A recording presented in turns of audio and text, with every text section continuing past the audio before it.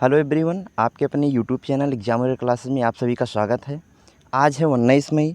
19 मई के जितने भी इंपॉर्टेंट करंट क्वेश्चन बनते हैं आज हम उस पर डिस्कस करेंगे।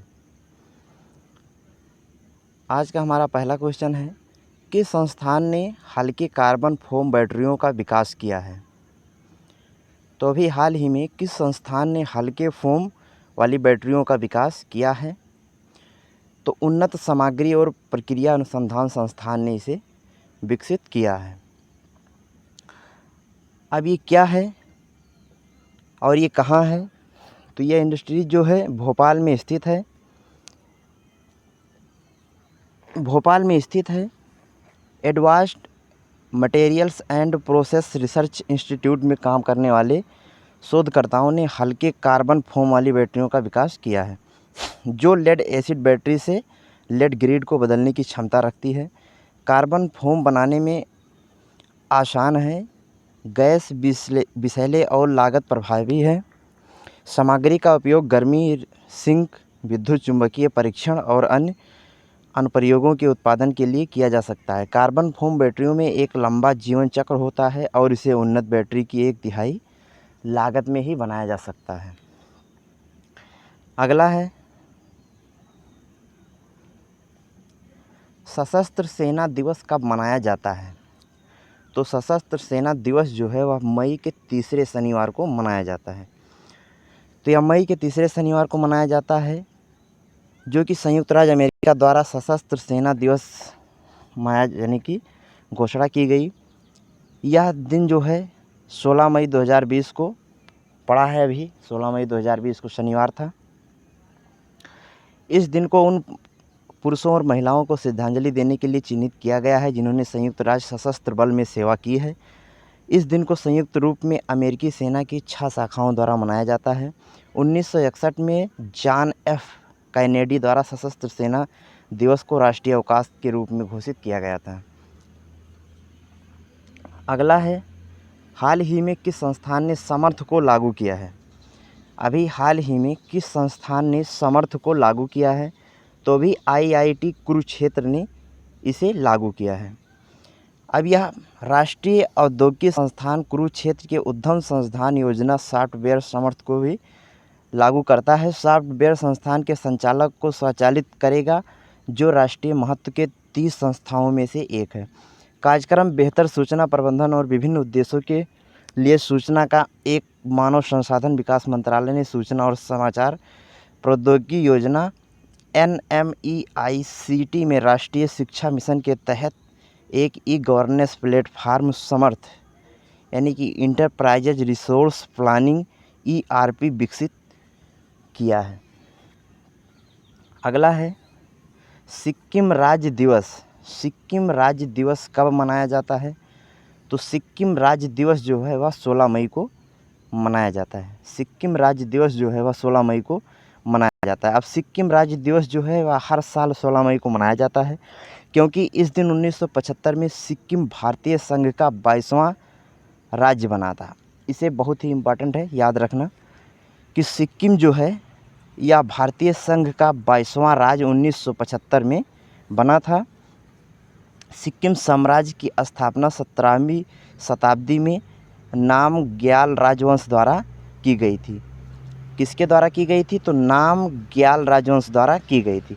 राज्य ने अपनी नींव का 45वां दिन 16 मई को 2020 को सिक्किम के चिंतन भवन में एक समारोह के रूप में मनाया है।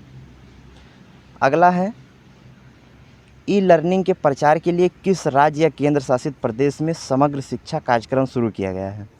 अभी हाल ही में किस राज्य या केंद्र शासित प्रदेश में समग्र शिक्षा कार्यक्रम शुरू किया गया है? तो अभी यह जम्मू एंड कश्मीर में शुरू किया गया है। अब यह जम्मू एंड कश्मीर में शुरू किया गया है, तो यह केंद्र शासित प्रदेश है, जहां कोविड-19 लॉकडाउन के मद्देनज़र तकनीकी हस्तक्षेप और अन्य कार्यकारी संसाधनों के माध्यम से शिक्षा तक पूरी पहुंच के साथ छात्रों की सुविधा के लिए समागम शिक्षा कार्यक्रम के तहत उपयोगों की एक शुरुआत की गई है।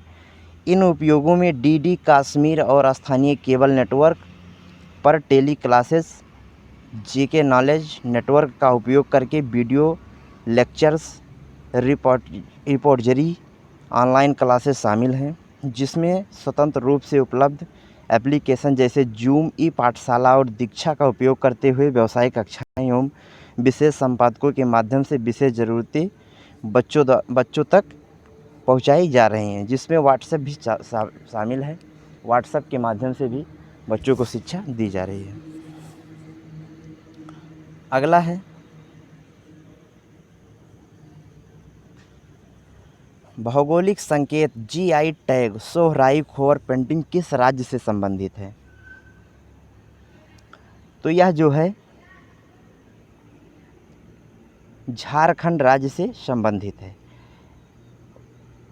सोहराई खोर पेंटिंग जो है इसका जीआई टैग जो है यह झारखंड राज्य से संबंधित है। झारखंड राज्य जो है सोहराई खोर चित्रों और दक्षिण राज्य तेलंगाना के तेलिया रुमाल को भौगोलिक संकेत रजिस्ट्री द्वारा भौगोलिक संकेत जीआई टैग दिया गया है।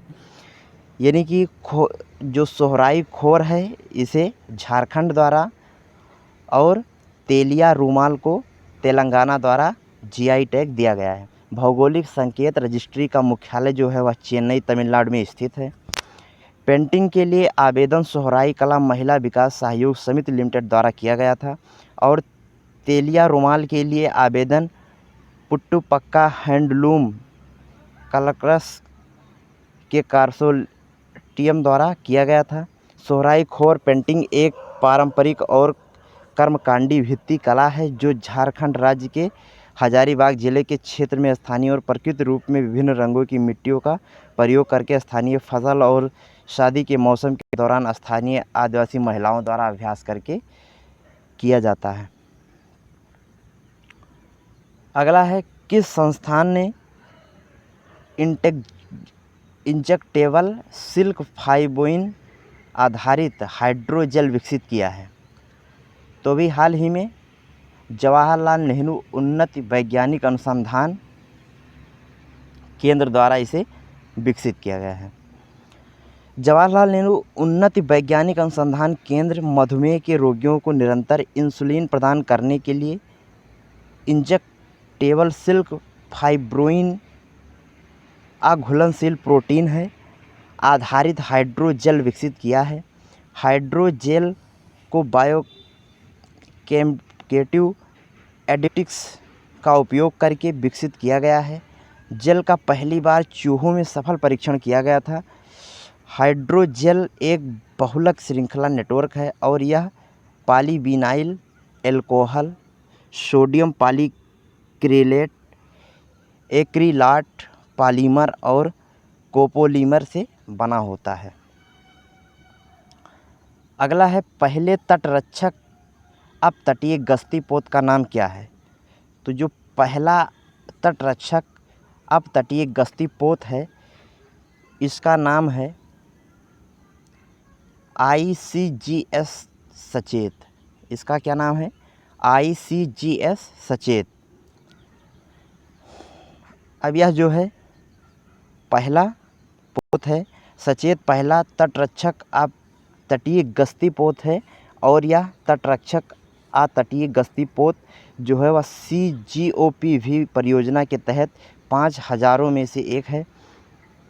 CGOPV जो है यह परियोजना के तहत सभी 5105 मीटर लंबे और 2350 टन का भार उठा सकते हैं।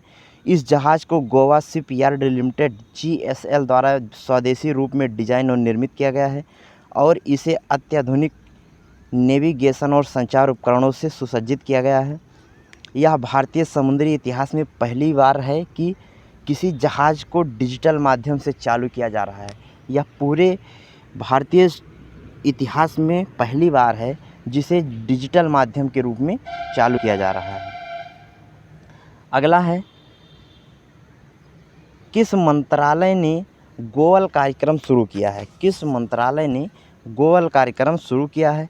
तो भी हाल ही में जनजातीय मामलों का मंत्रालय है इसने गोअल कार्यक्रम को शुरू किया है।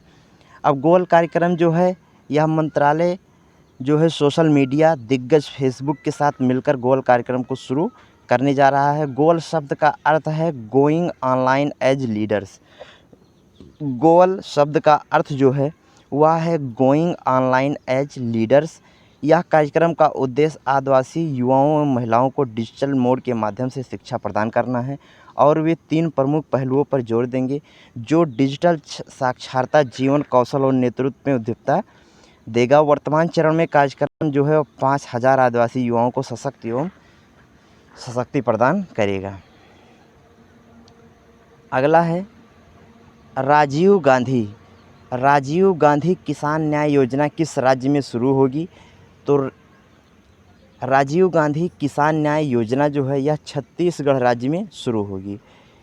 यह छत्तीसगढ़ राज्य में शुरू होगी तो इसका महत्वाकांक्षी जो है वह राजीव गांधी किसान न्याय योजना का शुभारंभ 21 मई 2020 को होगा। ये पूर्व भारत के पीएम राजीव गांधी की पुण्यतिथि के अवसर पर आयोजन किया जाएगा। राजीव गांधी किसान न्याय योजना छत्तीसगढ़ में कोरोना महामारी के कारण हुई मंदी के बीच ग्रामीण अर्थव्यवस्था को प्रोत्साहन करने के लिए किया जा रहा है।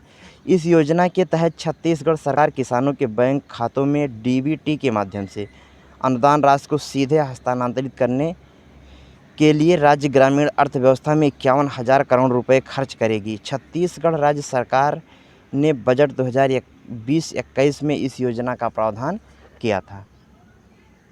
तो ये रहा आपका वीडियो। यदि पसंद आया हो तो लाइक शेयर सब्सक्राइब जरूर करिएगा।